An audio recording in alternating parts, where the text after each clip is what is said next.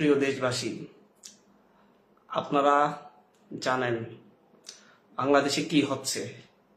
বৈষম্যবিরোধী ছাত্র আন্দোলন দীর্ঘ সময় ধরে ছাত্রদের অধিকার আদায় নিয়ে কাজ করে আসছিল, কিন্তু একটা সময় এসে সরকার তার আইন শৃঙ্খলা বাহিনীকে শিক্ষার্থীদের উপর লেলিয়ে দিয়েছে।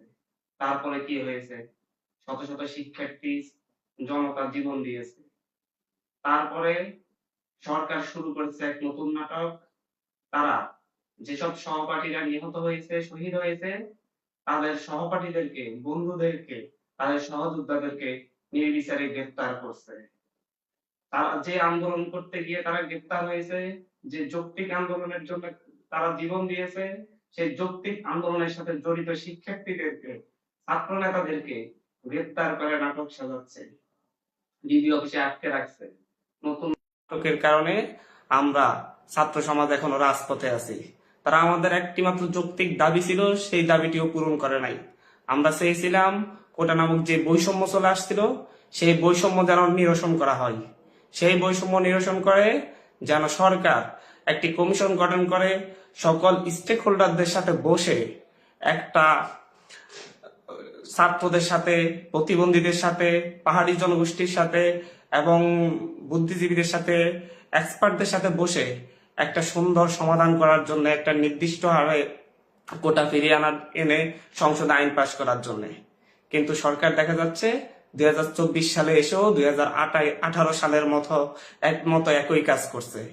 তারা পরিপত্র জারি করেছে, প্রজ্ঞাপন জারি করেছে। 18 সালে একবার ক্ষোভের মাথায়, রাগের মাথায় প্রধানমন্ত্রী পরিপত্র জারি করেছিলেন, প্রজ্ঞাপন জারি করেছিলেন। সেই পরিপত্র 2024 সালে এসে হাইকোর্ট বাতিল করে দিয়েছে। আমরা ছাত্র সমাজের পক্ষ থেকে প্রশ্ন রাখতে চাচ্ছি, এখন 2024 সালে এসে প্রধানমন্ত্রী কিসের মাথায়, রাগের মাথায় না ক্ষোভের মাথায় না অন্য কোনো কারণে, অন্য কোনো উদ্দেশ্যে পরিপত্র জারি করেছেন, সংসদে আইন পাশ করার কোনো ব্যবস্থা গ্রহণ করেন নাই? আমাদের এই যৌক্তিক আন্দোলন তারা প্রথমেই মেনে নেয় নাই। যৌক্তিক আন্দোলন যখন আমরা শুরু করেছি তখন তারা দমনের আশ্রয় নিয়েছিল। দমন করতে গিয়ে শত শত শিক্ষার্থীকে হত্যা করেছে। হত্যার পরে তারা আমাদেরকে সংলাপের আহ্বান জানিয়েছিল, আমরা ঘৃণা করে সেটা প্রত্যাখ্যান করেছিলাম। তারপরে তারা শুরু করেছিল নতুন নাটক। তারা বিভিন্ন জায়গায় আগুন লাগিয়ে, মিরপুর মেট্রোতে আগুন লাগিয়ে শিক্ষার্থীদের নাম দিয়েছিল, কিন্তু পরবর্তীতে এশিয়া মিররে প্রকাশ পেয়েছে যে মিরপুরে মেট্রোতে যারা আগুন দিয়েছে তারা আসলে আওয়ামী এমপির লোকজন, তারা আসলে আওয়ামী কর্মী, শ্রমিক লীগের কর্মী। তারা এইভাবে দেশের সম্পদ নষ্ট করে শিক্ষার্থীদের উপর দায় চাপানোর চেষ্টা করেছিল, কিন্তু হালে পানি পায়নি। প্রধানমন্ত্রী সেখানে গিয়ে কান্না করেন, কিন্তু আহতদেরকে, নিহতদের বাড়িতে যান না। তিনি সেখানে নিহতদের কারো বাড়িতে গিয়ে দুঃখ প্রকাশ করেন নাই। প্রধানমন্ত্রীর কাছে মানুষের জীবনের চাইতে ইট পাথরের দেয়াল ওনার কাছে প্রিয় হয়ে উঠেছিল। সমালোচনার পরে তিনি বিভিন্ন হসপিটালে যাচ্ছেন। তারা গণহত্যাকে স্বীকার করছে না। শত শত শিক্ষার্থীকে এই দেশের রেজিম, পুলিশ, র্যাব, বিজিবি দিয়ে ক্র্যাকডাউন চালিয়ে হত্যা করেছে, সেই হত্যার দায় স্বীকার করছে না। কিন্তু তারা আবার রাষ্ট্রীয় শোক পালনের নামে একটা খেলায় মেতে উঠেছিল। এদেশের ছাত্র জনতা, শিক্ষকরা সবাই ঐক্যবদ্ধভাবে এটা প্রতিহত করেছে। তারা রেড কার্ড দেখিয়েছে তাদের এই কুমিরের কান্নাকে, তাদের এই মাছের মায়ের পুত্র সুখ যাকে বলে সেটাকে।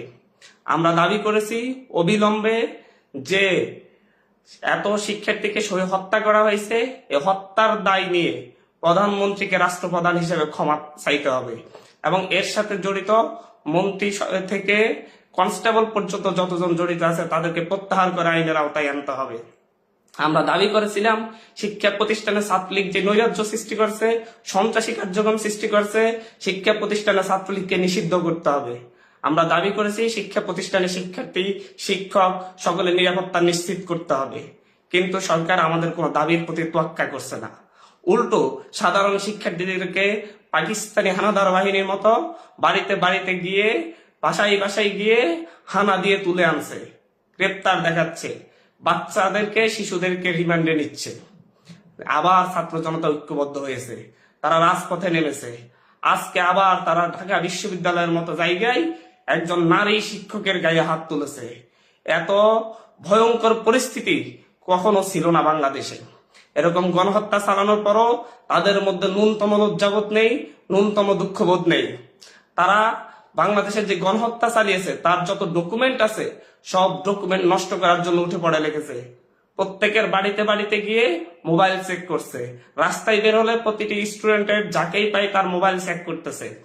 যার মোবাইলে দেখা যায় যে যার মোবাইলে কোনো আন্দোলনের কোনো ছবি থাকবে, তাদের গণহত্যার কোনো রেকর্ড থাকবে, তাদের অপকর্মের কোনো রেকর্ড থাকবে, তাকে অ্যারেস্ট করতেছে এবং তার ফোন থেকে সেটা ডিলিট করতে বাধ্য করছে। সরকার একটা খেলাই মেতেছে। তারা তাদের অপকর্মের, তাদের গণহত্যার সকল রেকর্ড নিঃশেষ করে দেওয়ার জন্য উঠে পড়ে লেগেছে। আমি শিক্ষার্থী সমাজের প্রতি, এদেশের ছাত্র জনতার প্রতি আহ্বান করব, আপনারা প্রতি ব্যক্তির ড্রাইভ তৈরি করে রাখুন। প্রত্যেকটা ইনফরমেশন, প্রত্যেকটা রেকর্ড আপনারা সংরক্ষণ করুন, যাতে এটা শেষ না হয়ে যায়। আমরা আন্তর্জাতিক বিশ্বের কাছে রেকর্ডগুলো তুলে ধরবো।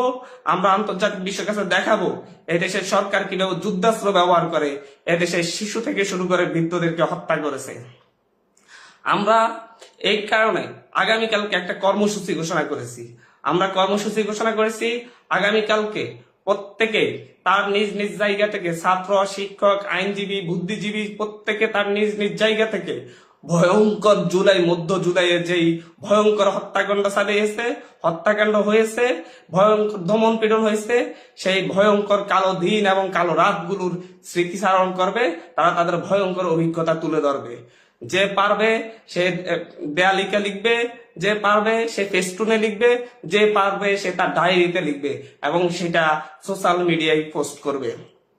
যারা তাও পারবে না, প্রত্যেকে সোশ্যাল মিডিয়ায় লিখে তার যে কয়েকটা অভিজ্ঞতা আছে, ভয়ঙ্কর অভিজ্ঞতা, সেই অভিজ্ঞতাগুলো মানুষের কাছে তুলে ধরবে। যার কাছে যে ডকুমেন্টস আছে সেই ডকুমেন্টস গুলাই সোশ্যাল মিডিয়ায় প্রকাশ করবে এবং নির্দিষ্ট হ্যাশট্যাগ ব্যবহার করবে। আমরা এই সকল এক্সপেরিয়েন্স, সকল ডকুমেন্ট সংরক্ষণ করব এবং আন্তর্জাতিক বিশ্বের কাছে আমরা পৌঁছিয়ে দিব যে হচ্ছে কি ধরনের গণহত্যা এদেশে চলেছে।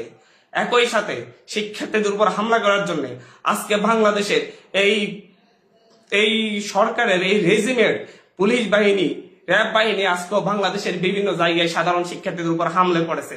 বরিশালে আহত হয়েছে 1 শতাধিক, খুলনায় আহত হয়েছে 50 জন, বিভিন্ন জায়গায় গ্রেপ্তার করা হয়েছে শত শত। একজন শিক্ষার্থীকে যখন শিক্ষকের সামনে থেকে গ্রেপ্তার করে নিয়ে যাওয়া হচ্ছিল তখন শিক্ষক বাধা দিতে গিয়েছিলেন, নারী শিক্ষক তার উপর হামলে পড়েছে এই হানাদাররা, তাকে ধাক্কা দিয়ে আহত করেছে। এর চাইতে নির্মমতা আর কি হইতে পারে? আমরা এই সকল কিছুর প্রতিবাদে আগামীকালকে ছাত্র জনতা, বুদ্ধিজীবী, আইনজীবী যে যে ক্যাম্পাসে পারবে, যে যে এলাকায় পারবে, সে এলাকায় সমবেত হয়ে যে বিভিন্ন সাংস্কৃতিক কর্মকাণ্ডের মাধ্যমে অথবা বিক্ষোভ প্রদর্শনের মাধ্যমে তারা এর প্রতিবাদ জানাবে।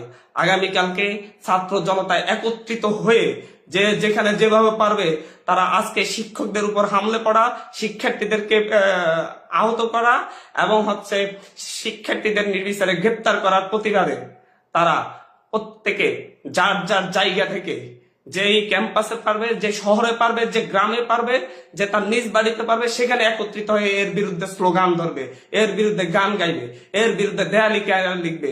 প্রত্যেকটা ডকুমেন্ট হয়ে থাকবে। আমরা এই হত্যাকাণ্ডকে যারা ঘটিয়েছে তাদেরকে ছাড় দিব না যতক্ষণ পর্যন্ত না আমাদের ভাইদের রক্তের ন্যায় বিচার পাবো। ততক্ষণ পর্যন্ত আমরা ঐক্যবদ্ধভাবে রাজপথে থাকবো, কোনো ডিস্ট্রাকশন হবে না, আমরা কেউ কারো বিরুদ্ধে অপপ্রচারে লিপ্ত হবে না। আমরা প্রত্যেকে নিজ নিজ জায়গা থেকে দায়িত্ব পালন করে সকলকে নিয়ে, সকল দল মত নির্বিশেষে সকলকে নিয়ে আমরা এর বিরুদ্ধে প্রতিবাদ জানাবো।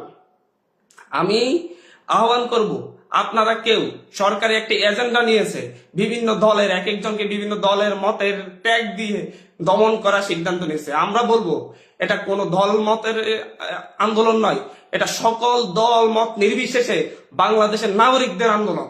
বাংলাদেশের প্রত্যেকটা নাগরিক, যে সে যেই দলই করুক, সে যেই দলেরই হোক, এই আন্দোলনের প্রত্যেককে আমরা ওয়েলকাম জানাবো।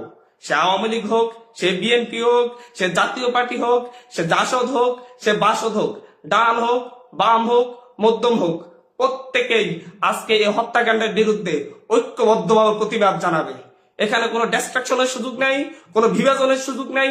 ব্রিটিশদের মতো বিভাজন করে এই দেশকে আর আমরা ধ্বংস হতে দিব না।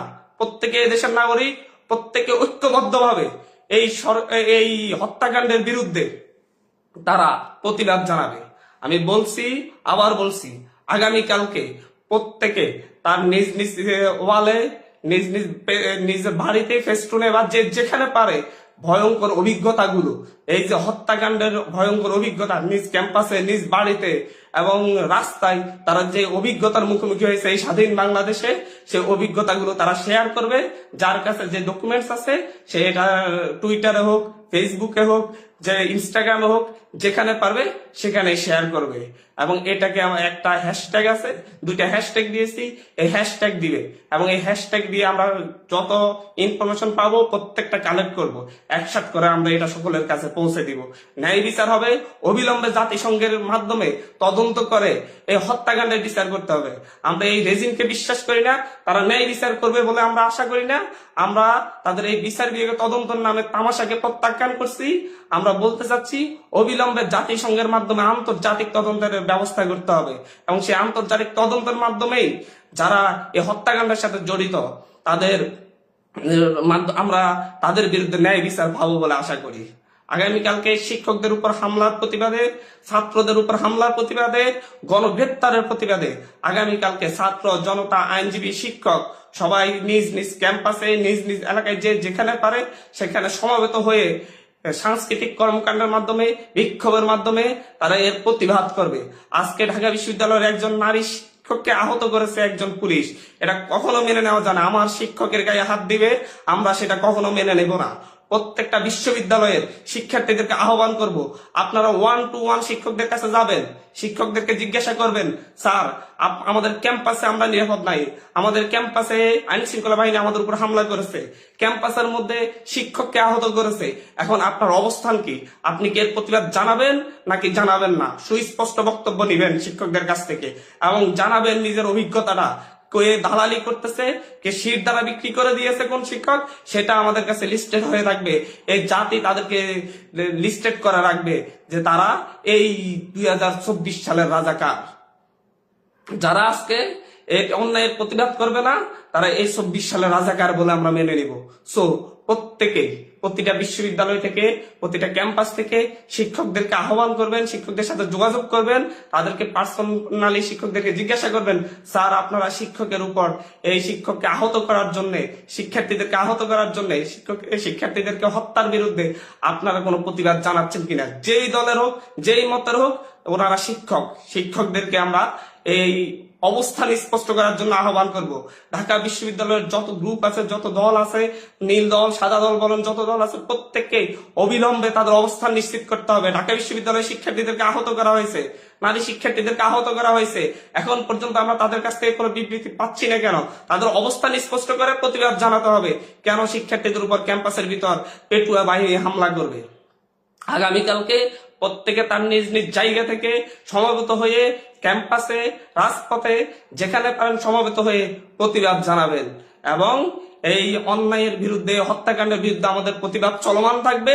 আমরা সাংস্কৃতিক, সামাজিক এবং ঐক্যবদ্ধভাবে রাজপথের আন্দোলন চালিয়ে যাব যতক্ষণ পর্যন্ত না আমাদের 9 দফা দাবি আদায় হবে। এই 9 দফা দাবি এদেশের ছাত্রদের, এদেশের জনতার, এই দেশের শিক্ষকদের, এদেশের আইনজীবীদের, এদেশের বুদ্ধিজীবীদের, এদেশের খেটে খাওয়া মজুরের, এদেশের খেটে খাওয়া মজুর থেকে শুরু করে প্রত্যেকের। সো এই 9 দফা দাবি আদায় না হওয়া পর্যন্ত এদেশের ছাত্র সমাজ রাজপথে থাকবে, রাজপথে সংগ্রাম করবে, লড়াই করবে। এই দিক বিবেচনায় আমরা 9 দফাতে কোনো আপোষ করব না, আপোষ করার কোনো সুযোগ নেই। ধন্যবাদ সকলকে, ভালো থাকবেন, সুস্থ থাকবেন।